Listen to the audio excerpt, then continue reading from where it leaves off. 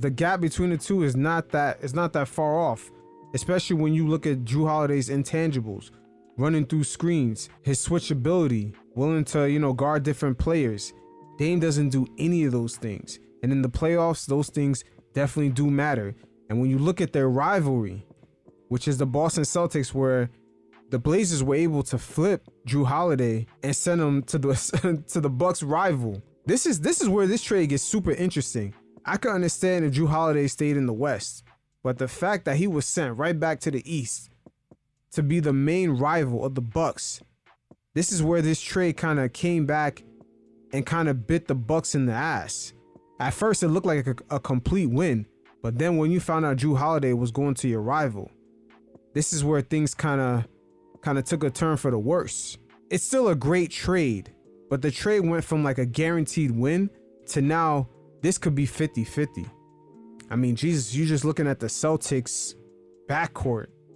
Oh man, you're talking about Tatum, Jaylen Brown, and Jrue Holiday.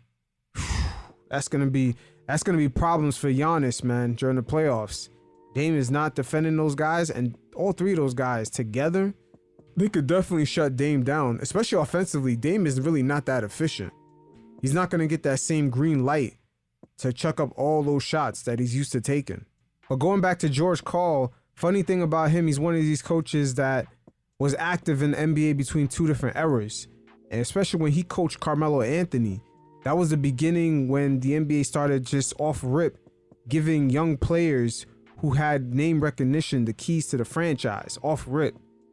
And George Karl used to always make a fuss about Melo's defense, his willingness not to learn how to play or just put in the effort on the defensive end was always a major issue.